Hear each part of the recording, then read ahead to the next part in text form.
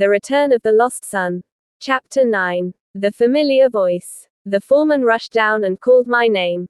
Just as I stepped forward to follow him, I noticed the other two brick movers exchange satisfied smiles behind me.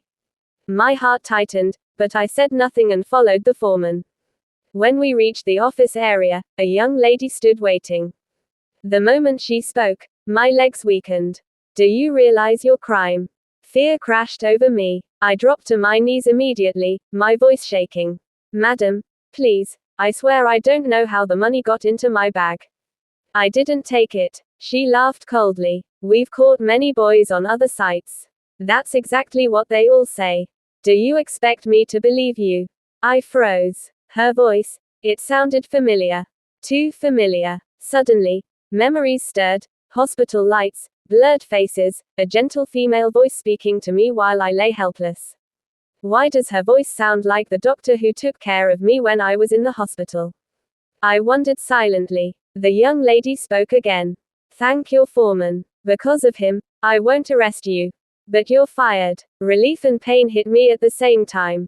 I bowed my head. Thank you, madam. I turned and dropped to my knees again, this time before the foreman. Thank you for standing up for me. He quickly pulled me up. Jason, I know you didn't take the money. I promise I'll clear your name once I find who framed you. I nodded gratefully and turned to leave. Wait. Her voice stopped me in my tracks. I turned back. She stared at my face intensely. Suddenly her eyes widened, and she called my name again, louder this time. Jason. Before I could react, she rushed forward and pulled me into her arms, hugging me tightly. Jason, where have you been? We've been looking for you for the whole past year. I stood stiff, confused. Gently, I pushed her back. Mom. Do I know you? She stepped back, wiping tears of joy from her face. I'm Selena, she said softly. I mean, the female doctor who attended to you when you were in a coma. Why did you run away from my house after you woke up? You didn't even bother to see how I looked. Everything clicked. I looked at her carefully and said, I'm grateful for what you did for me in the hospital. I'll repay you one day. But when I woke up, your husband, Mr. Adam, told me that because of me your family's life was in danger. He gave me money and told me to run away and never come near you again. She went silent. I thought Mr. Drake was threatening you, I continued. So I left, so he wouldn't find out you were the one who took me from their hands in the hospital. Selena stood quietly for a moment, then whispered, Adam, so you were behind all this. She forced a small smile and looked at me. Can you come with me somewhere? I hesitated, then nodded. All right. She pulled the foreman aside and held his hand. Thank you, she said. He'll thank you later. Jason is the vice president of Luma Company. Even this estate is under his name. He just doesn't know it yet. The foreman stared at me in shock. Let's go, Selena said, leading the way. She faced the workers and said firmly, luckily, Jason didn't touch the money. I'll let the police check the fingerprints on it. Panic broke out instantly. The two brick movers fell to their knees. Foreman, we did it. One confessed. We put the money in Jason's bag. We were jealous because you were close to him. Please. We don't want to go to prison.